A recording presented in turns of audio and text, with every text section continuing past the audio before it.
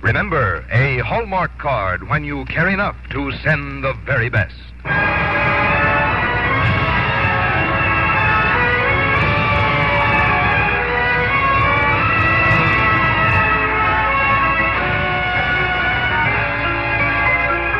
Tonight from Hollywood, the makers of Hallmark greeting cards bring you Bruce Cabot in Kurt Carroll's The Golden Herd on the Hallmark Playhouse.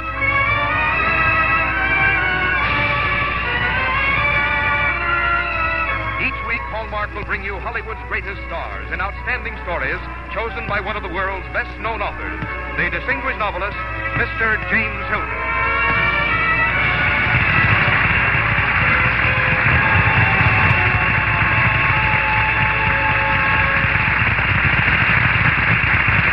Good evening, ladies and gentlemen. This is James Hilton. Tonight on our Hallmark Playhouse, we present our dramatization of a story by Kurt Carroll called The Golden Herd. There is in American history an almost inexhaustible background for the kind of fiction in which personal adventure and historical fact are combined, and The Golden Herd is such a story. In it, we have the affairs of individuals set against the great theme of expanding America, the opening up of the Southwest a century ago, the problems of the Mexican frontier, and the founding of a great cattle empire. To play the leading role in The Golden Herd, we have chosen that very fine actor, Bruce Cabot. And now, a word about Hallmark cards from Frank Goss, before we begin the first act of Kurt Carroll's The Golden Herd. There are Hallmark cards for every memorable occasion on your calendar. For birthdays, anniversaries, holidays. Yes, for every occasion that calls for remembrance, for a friendly greeting, a word of good cheer, an expression of sympathy. There is a Hallmark card that says just what you want to say, the way you want to say it. And that identifying hallmark on the back, well, that says you cared enough to send the very best. Now, Hallmark Playhouse, presenting Kurt Carroll's The Golden Herd, starring Bruce Cabot.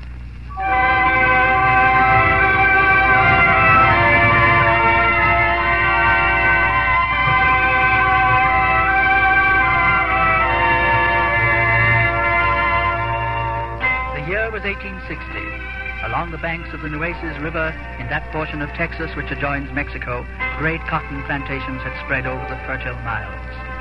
Big white manor houses echoed with the laughter of beautiful women from the finest old families of Louisiana and Virginia. They were the rich immigrants, but also there were the poor, the very poor, and one of them was Carl Miller.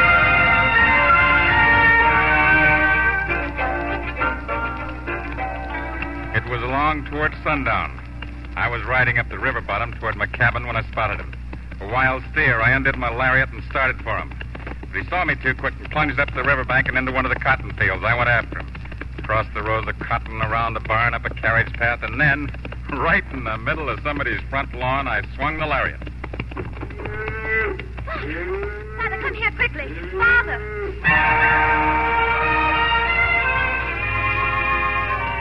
I looked around for that voice. It came from the veranda of the big house. And when I saw her, I knew whose plantation I was on, the Allaby place. It just had to be because Julia Allaby was known as the prettiest girl in this part of Texas. Her dark hair tumbled in long braids down over her bare shoulders. Young man, get that beast off our lawn. What do you mean doing such a thing? What? Nothing, ma'am. I guess I was just having some fun. Fun? Father, did you hear? Yes, Julia, yes. Tell me, boy, where'd you learn to throw a steer like that? Well, sir, I used to watch the vaqueros when I was a kid. The vaqueros? Too bad they've all gone back to Mexico. We could do with some of them to keep these critters out of our cotton. By the way, I'm Jasper Allaby. I'm Carl Miller. Father, make him get that animal out of here before it kicks the lawn to pieces. Well, now, I'd be glad to pay for the damage I've done if I had the money. You can pay for it, Mr. Miller, by bringing me a couple more of them steers. But, Father... Beef is better eaten than pork, Julia. Maybe some steaks will make those field hands of ours get up and pick cotton for a change. I'll have the steers for you tonight, Mr. Allaby. You mean you got them already? No, sir, but there are hundreds of them running wild all through the bottomlands. Then I'll make you a deal, boy. 3 head of cattle every week. $2 a head. Think you can do it? I know I can. Mr. Miller, Yes. you don't talk like a southerner. Well, I was born in Germany. My father and I settled across the river about 20 years ago. I see. And you don't like us newcomers. I hadn't even thought about it. One thing more. Where in the world did you buy such queer-looking clothes? I didn't buy them, Miss Allaby. I made them.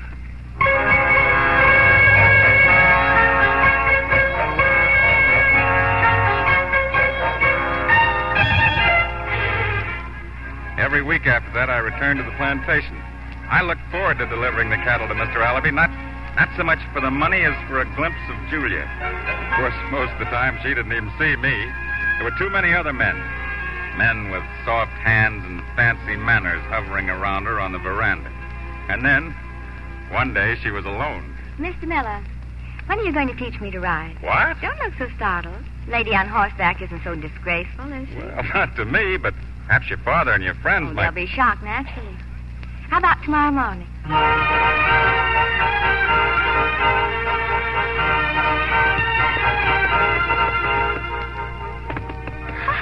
right, Mr. Miller, criticize that last jump if you can. Well, I couldn't have done it better myself. Good. Now show me how to throw a lariat.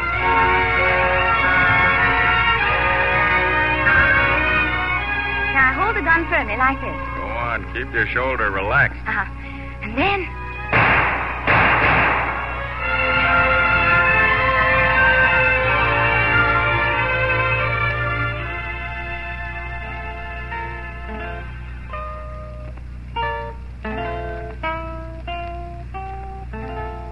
That's a Mexican love song, isn't it? Yes, it is. The vaqueros taught it to me when I was a boy. They called it El Recuerdo del Porvenir, the memory of the future. The memory of the future. When you don't have what you want in the present, there's always the future. They're the only memories that count. Yes. Sometimes I wish... Wish what? Nothing. It's been a wonderful afternoon, Carl. We better start back.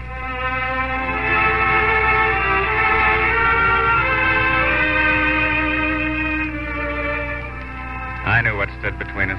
The name Allaby and a big white plantation house and servants and a dozen young men with soft hands. But Texas was a place where even a German immigrant could make the future he wanted. I started delivering wild cattle to more and more plantations that saw the value of cheap meat for their field hands. Then I drove a herd clear out to San Antonio. In San Antonio, I bought myself some city clothes. I was away 3 months. Doggone, we've missed you, boy. You got some more beef for me? 3 yearlings. Good. Mr. Allaby, is your daughter home? Sure. Say, too bad you went and bought those store clothes. Well, why, sir? Well, you'll just be trading them in for a uniform, won't you? A uniform? Yeah.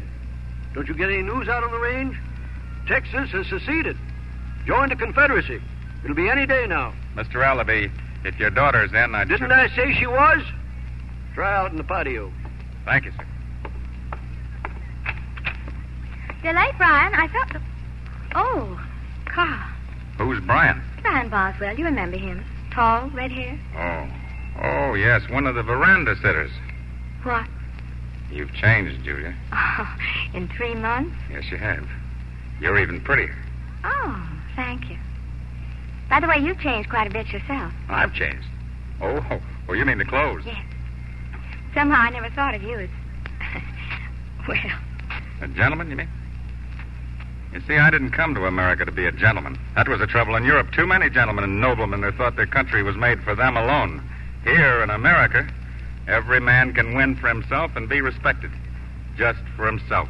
Oh, Carl, you're angry. I'm sorry, but I feel pretty strongly about it. Julia! Yes, Brian? Brian, I think you've met Carl Miller. Oh, yes, I believe so. Hello. Brian has just received his commission, Carl. Captain of the Mounted Volunteers. My congratulations, Captain. Well, thank you. By the way, Miller, I hear you're an excellent horseman. I might be able to find a place for you in my company. I'm sorry, Captain. I'm not fighting. Oh? Carl, you can't mean that. But I do. I can't take sides in your war, Julia, because I don't want to be a Yankee or a Southerner. Only an American. I came to your country to help build it up, not destroy it. That's not a reason, sir. It's an excuse. Julia, you understand me, don't you? I do. And I have no respect for weaklings or cowards. Julia. Brian, I can give you my answer now. It's yes. I'll marry you whenever you say.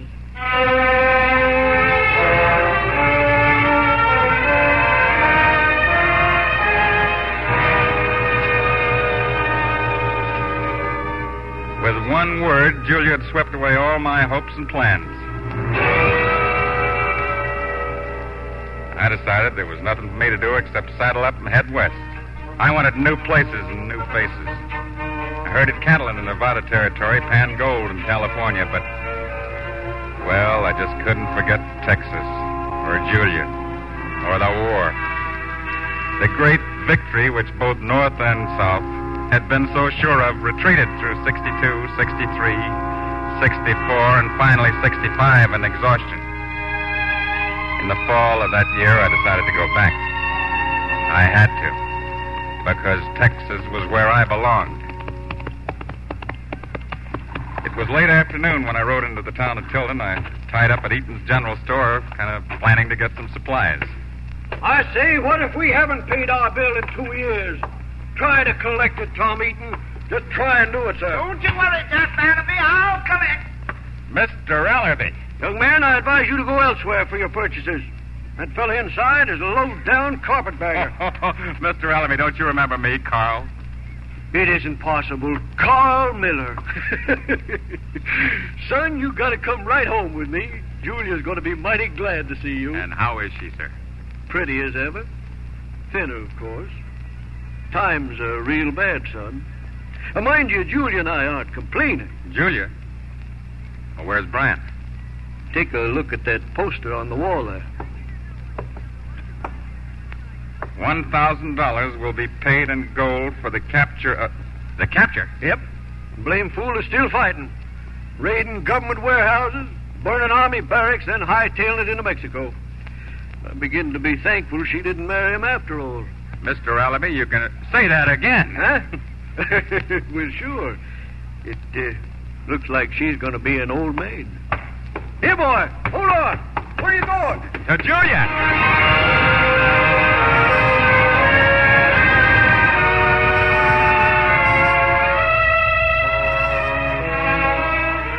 I found her out in the yard drawing water from the pump. There was no fancy silk dress now. It was faded cotton. Her face was tired, but still beautiful and proud. Carl.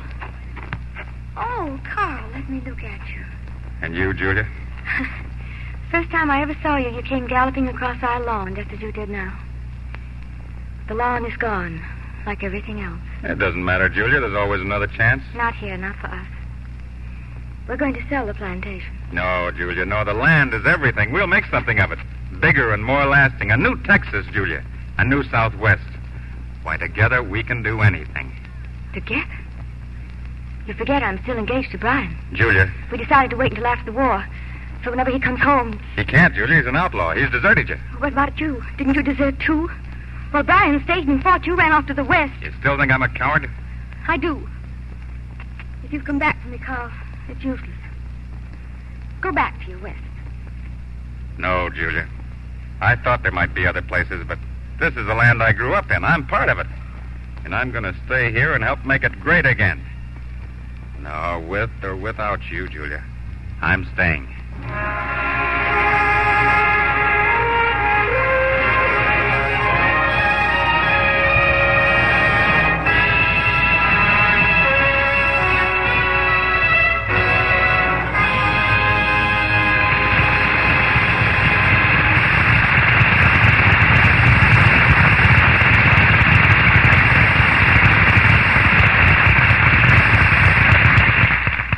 In just a moment, we'll return to the second act of The Golden Herd, starring Bruce Cabot. The other night I was reading, and browsing is probably a better word to describe it, and came across a quotation that seems particularly appropriate to our day and age, even though it was first written centuries ago. It's from the writings of that early Roman statesman and philosopher, Seneca, and it goes, "Lack of confidence is not the result of difficulty. Difficulty comes from lack of confidence." Today we tend to call it morale, but either word describes a spirit, a feeling that actually can be transmitted from one person to another.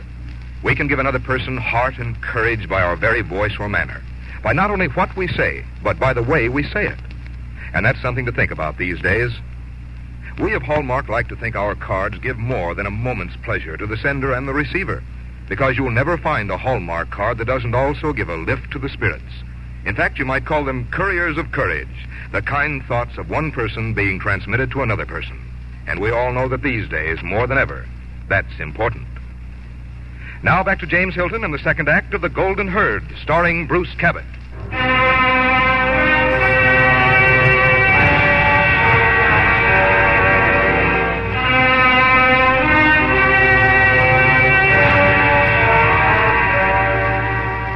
The year 1865 was drawing to a close. Carl Miller had come home to find Texas broken by the war and confused by the peace. Some of Carl's friends had died. Others had drifted south to Mexico to fight with the French troops of Emperor Maximilian. Now it was up to Carl to build a new life, a life still without Julia Allaby.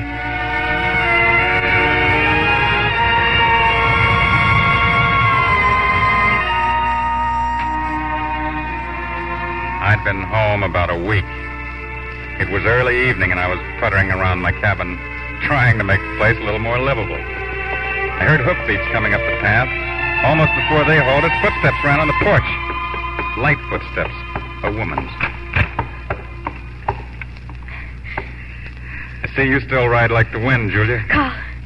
Tom Eaton just stopped by the house. Did he? Sit down. No. I just came to tell you we won't accept charity. We'll pay our own bills at Miss Eaton's store. But when? He's been carrying you for the last 2 years. That's not your affair. Well, let's not argue about it, Julia. It's too late. He's already taken my money. It's no good, Carl. It won't work. I won't play the grateful woman. I won't turn against Brian. I'd hoped you thought better of me. Julia, listen. Your credit's good with Eaton now. You can buy the supplies you need. Carl, we can't plant 6,000 acres of cotton without money. You can without raise cattle. Slaves. No, we can't. Not cattle. Texas isn't looked, Julia. Cotton made this state important, and beef's going to make it great. And that takes money again. Not necessarily. Carl, somebody's coming. Julia! It's Brian. Julia! Come on, Julia. I'm taking you home. Come on. Just a minute, Boswell. Julia and I were talking. Oh, I'm afraid you've wasted your time, Miller. I'm taking Julia to Mexico with me. Mexico? But Brian... It's the only way, Julia. With the troops looking for me, we can't stay in Texas. And it means always running, always hiding. Not in Mexico. My dear, I'll give you everything you've had here. A fine plantation, servants, That money... is if Emperor Maximilian makes good his promises, Boswell. Maximilian? What are you talking about, Carl? Simply that the French army is recruiting Americans to help put down the Mexican rebellion. They're promising lands and money. Brian, you aren't going to join them. He has. The French agent tried to sign me up. He said he already had Boswell. But we have no right to take sides in their war. Julia, you're talking like Miller. Perhaps she doesn't want a plantation that's bought with a French bribe. Mr. Miller, you'll apologize for that. I will not. Brian, now, Carl, stop it. Then there's only one way to settle this. Well, that's up to you, Boswell. At sunrise. No. The river bottom by the crossing. I'll be there.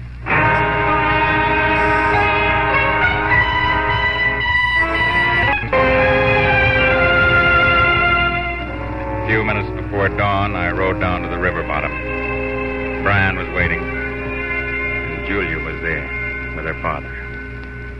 Mr. Allaby, will you act as judge? I intend to. You stand back to back. Then on my count, walk 20 paces. You will then turn and fire. Are you ready, gentlemen? Ready? Ready. 1, 2, 3, 4, I looked back at Julia. 6, 7, If I killed Brian, she'd never forgive me. 10, And if he killed me, 12, 13, well, 14, either way, I was bound to lose. 16, 17. I turned at that sound. It was the troops from the garrison. Drop your gun, Boswell. You're under military arrest.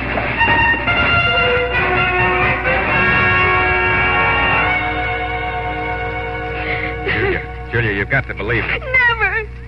You wouldn't even fight Brian like a man. You took the coward's way. You told the troops where they'd find him. Julia, stop it. Coward, coward, coward!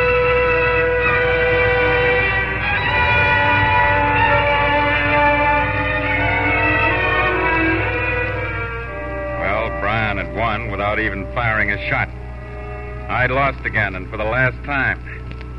Then, suddenly I realized that with Brian in prison, Julia had lost, too. They took him to the small army post outside Tilden. I'd been on the post many times. I knew the barracks which they used for the prisoners. The windows were barred, but the walls were wood. There just might be a chance.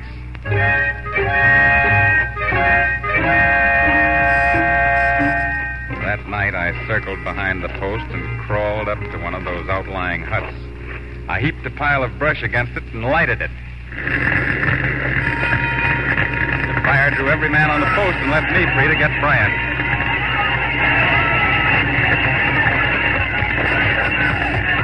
Can you hear me? Brian. Miller! As soon as I chop a hole in this wall, run for it. I got an extra horse for the side gate. Miller, I never expected you. I'm doing this for Julia. I don't want her to have to wait another 5 years for you. All right. If they ever find out you did this... It won't matter. I'm heading for the range as soon as we're out of here. Now get Julia and head for Mexico tonight.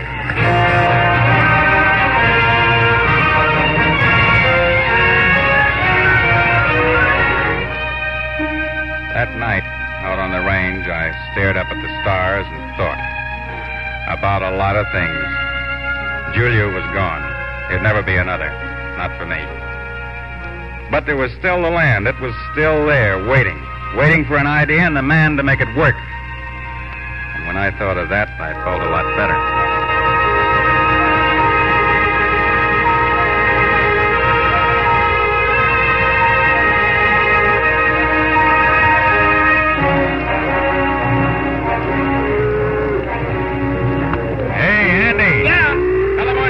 Cattle away from the house. Head them toward the field. You bet. Hold! You there! What tarnation's going on?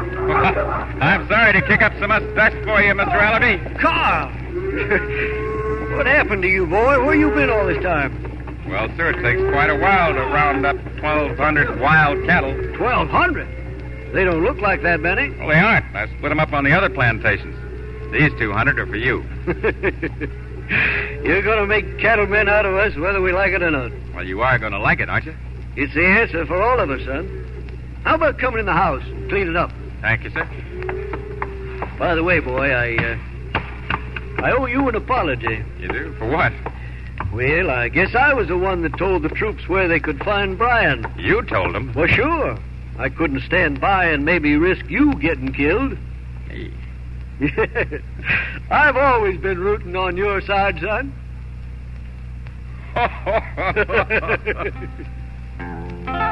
Julia, where is she? Just follow your ears, son. Julia? Oh. You told me once, Carl, that with or without me, you were here to stay. I've counted on that. Julia, your father just told me about the troops. I know. I was so terribly wrong, Carl. Can you ever forgive me? Julia. That night you helped Brian get away, he came for me. But I couldn't go because I would have been the coward. To my own heart. Oh, good heavens. Oh, what's wrong? It almost sounds as if I were proposing. Here, you haven't even told me. That I love you? I've loved you, Julia, for as long as I can remember. Oh, darling. I was trying to tell you so the day that I played the song for you. The song you were playing just now. I know. The memory of the future. El recuerdo del porvenir. Those memories will be ours, Julia. We're at the beginning of that future right now. For both of us. Together.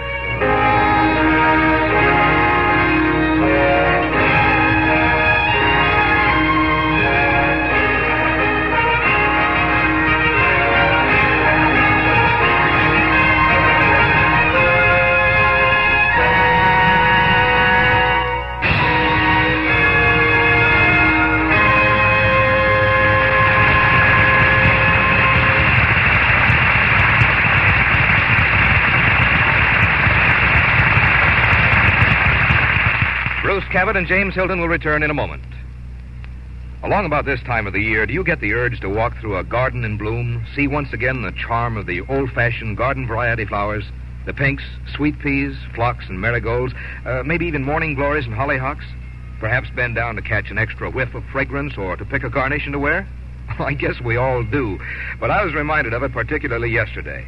I was in a store that had just put up their new Hallmark Valentines. And as I walked down the aisle for a moment, it seems I was carried off to an old-fashioned garden. Everywhere I looked, I saw color that was delicate and delightfully fresh, while the starched lace decorating some of the valentines reminded me of the crisp white collars and cuffs Mother wore. Of course, it was only an imaginative journey, but it gave my old winter heart a lift nonetheless. If you have that winterish feeling, you'll enjoy a trip down the valentine aisle of the store where you buy Hallmark cards. Hallmark has really captured that old-fashioned charm on their valentines again this year. And remember, this year, as always, Hallmark on the back of any card you send adds meaning. It says you cared enough to send the very best. Here again is James Hilton. Thank you for a splendid performance on our Hallmark Playhouse tonight, Bruce Cabot. I understand you come from the great Southwest, so our story tonight probably brought back many memories for you. It certainly did, Mr. Hilton. And some of those memories were of a time a few years ago when millions of Americans were safeguarding the future of our country. And that's still important. Let's give the boys in the service all the help we can. I remember when I was in the service, it was really a thrill to answer the mail call. And now, when there's so many men in uniform again, let's be extra sure that they'll all find something there for them when mail time call comes around. Good night, Mr. Hilton. Good night, Bruce Cabot, and thanks again. Mr. Hilton, before I leave, I want you to know that I'll be listening next week. I understand that Hallmark Playhouse is presenting your own story, Goodbye, Mr. Chips, next Thursday. Yes, that's so, Bruce, and I must admit I'm looking forward to it, because we're going to have Mrs. Chips tell the story in our version next week, and I'm particularly happy that Deborah Carr will be with us to play Mrs. Chips. And by the way, talking of schools, do you realize that every year for the next 6 years there will be over 1 million children ready to start in the first grade of school? What can you do to make sure your children will receive the proper education? 2 things. First, join and work with civic groups and school boards in your own community. And second, encourage young people to take up elementary school teaching as a lifetime profession. That's really important. Our Hallmark Playhouse is every Thursday. Our director-producer is Bill Gay. Our music is composed and conducted by Lynn Murray. And our script tonight was adapted by Leonard Sinclair. Until next Thursday, then, this is James Hilton saying good night.